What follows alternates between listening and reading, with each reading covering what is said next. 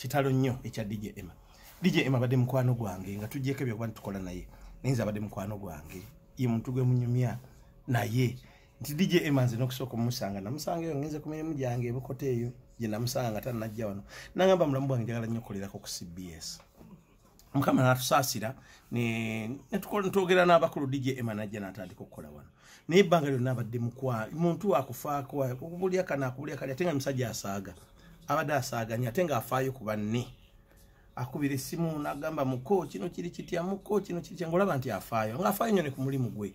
Owulira otya kati ekintu kitambula gw'okiwuliramu kuno okutanobeerako ku kikadde ng'ayagala owulire obeeko k'omulongoterezaamu oshoyo oba k'oyongerako nga ye muntu ateegulumiza. DJ Emma abadde musajja mulungi naddala ku kyobikadde toyina gw'omugeraageranya naye. He's been so nice. Naye ng'ate ye muntu ateeraga nti mulungi ye muntu ateeraga nti ki akuba ebintu by'empola. Ka development kona kakoze n'akugamba muko nakozeyo kano nakoze kano katwagana ne Anne ku Sunday eri ne tugenda ntumukyalira keeka nga Emma mugumu. Emma najja ne kukubo gye yatunona ne tugenda tupaka ne tunyumya n'atugulira ecupa za soda bicupa ebinene ebyo n'atulaga family ye ne tunyumya naye about his work. Nagamba I'm starting on Monday nadeera nzeeyo ku radio ne ku Monday badde ntandikira tule tumusubira ku Monday agenda kujja akole. Kitalo tasobodde kudda ne tumusitongera kumusayira kama Katonda amugunga. Why? Amawulire mabi Kitalo Nnyo gatukubye wala gaffe babadde bakola naye oba oli awo n'adde banyumyanyumyamu ennyo naye kubanga kimanyi nti n'okumulimu musobola okubeera nga muli bawakumenti naye nga mukomako mukwebuuzaako naye Emma ye muntu gwe tubadde tukuba naye olwali ebintu bingi nnyo. Ffe twadde tukola nabadde ndi kumpewo ne Rajabu nga tumaliriza okukola akalaati kati emmotoka netuvuga netuzaayo ewaka. Abadde n'akatuuka eka bwe nti nga ngenda amaze okusaba ngenda kwebaka. Amaze okusaba ngenda kwebaka then mukozi munnaffe Samula nankubira essimu n'aŋŋamba nti Emma afudde. Ne mugamba Emma ki?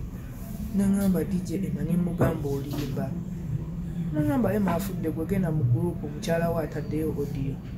Lero lwavuddeko bw'ati ngenda mu gurupu nga kituufu Emma afudde mukyala we ataddeyo audio. Nde nkyali awo era Senior San Badduzi n'aŋŋamba mubadde ku mpewo naye Emma afudde ne muganda akategeera kati.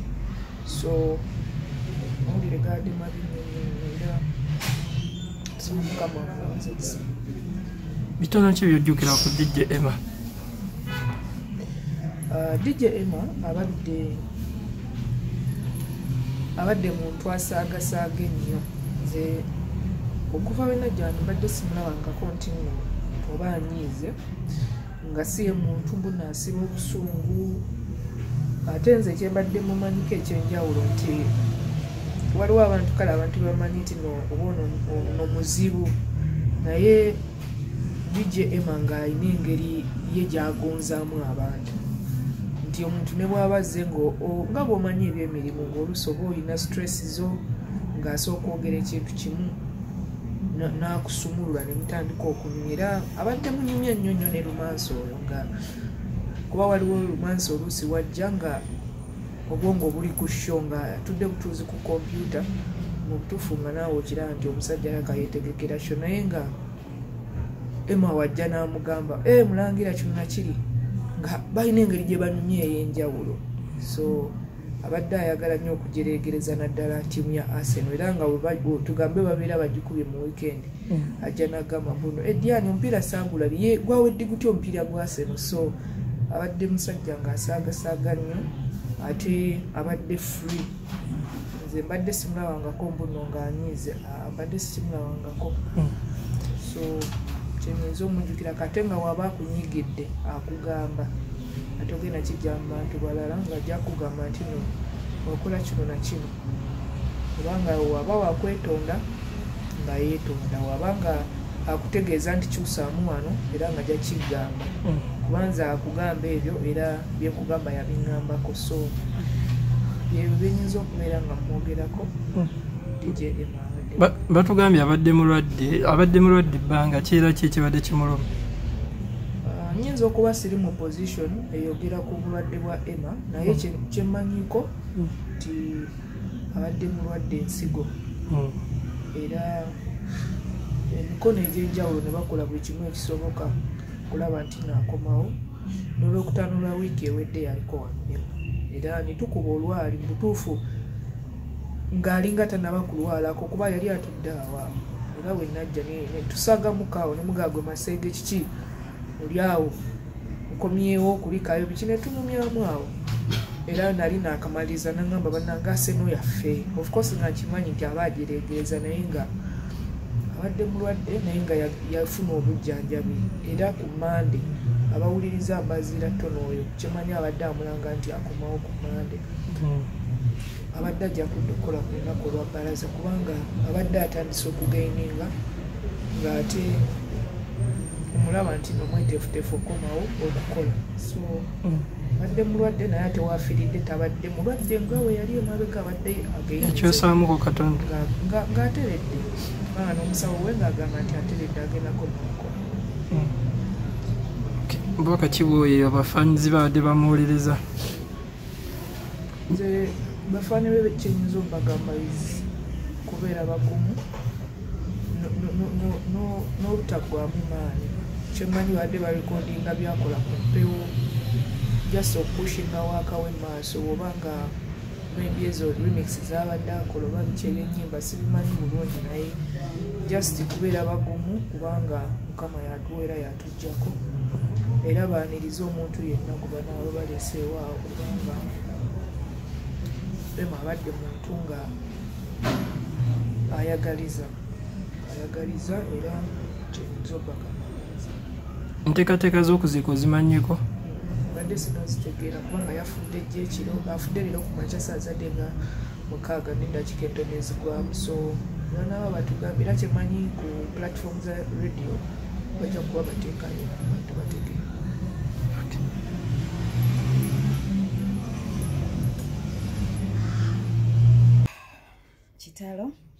Kitalo nnyo ekya DJ Emma ebbanga lyonna nze lyemmanyidde era abadde ku CBS is always happy DJ afaayo ne gw'otasuubira obuuza nti oba DJ Emma anyiga ddi Kitalo y'omuntu abadde afaayo ku muntu yenna gw'oba osanzeeko ebigambo bingi nnyo byensobola okwogera ku DJ Emma nga bw'abadde ayagaliza naye ku bibye naye mu moment eno gye tulimu Mukama amuwe ekimula eky'emirembe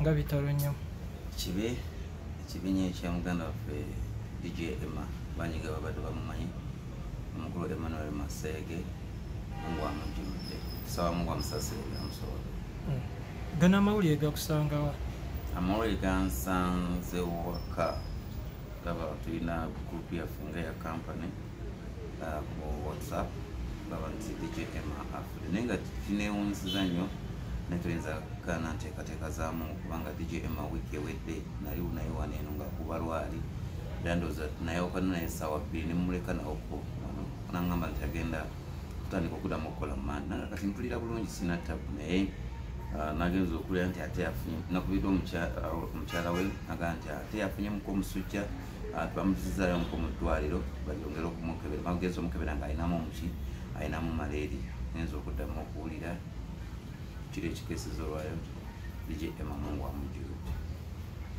bitono ki byojjukira ku DJ Emma naze ku CBS akabanga akawerako nezimu ku programu tetwandiyise slots mu sports updates nyina sooka okukola nakyo bagikola mu programu ya DJ Emma mu evening cruise olwegulu sawa 10 yali mupya gyendi teyankaluubiriza maye ogenda ku mirimu buli muntu alina attitude buli muntu Mungu yamanyi bwe yamukola naye DJ Emma abadde muntu mwangu nnyo buli omanyi soga nti omufu tebamwogerako kibi naye nze nsi bwendi nze bwemba ekikyamu kyaliwo era nsobola nti kino kyaliwo ekiti ne DJ Emma abadde musajja mukakamu nnyo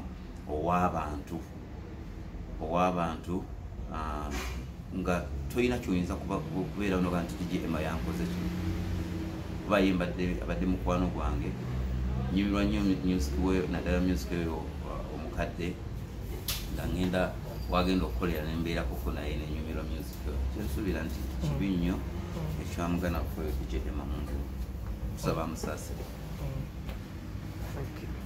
Omuntu ayinza okwebuuza nti wewe abafaanizi baali bamugoberera nga nabo bandiyagadde okubeerawo ku nteekateeka z'omuwerekerako. Enteekateeka zewe ziri era olunaku olwaleero tugenda kubeera mu maka ge awali Bibira, tugenda okusula zonna enteekateeka we tugenda okuba nga tumanya ki ekigenda mu maaso. Bannaffe aba Rhinos funeral services kati balina omukolo gwe bagenda okukola mpaka tunatuuka okutwala muganda waffe wagenda okugalamizibwa, naye nga enteekateeka zikyagenda mu maaso era abagoberezi ba DJ Emma mwekumire ku mikutu gyaffe CBS FM BBS musobola okuba nga mumanya buli kimu kyonna. Masege Emmanuel DJ Emma. DJ Emma yakatwegattako atukutegeeza yafudde abadde akolanga evening cruise. Kitalo nnyo, very sad moment naddala n'omufabi wa CBS family. Twongera okusaasira n'abantu bonna bonna baweza obubaka bambi mwebale nnyo, abantu bali mu kuweza obubaka mwebale nnyo, but it's sad. Tusasa ne family ye, he's been having a young family. Tusasa family ye, mukyala we abadde akyali muwala muto, abaana be nabo, Kitalo.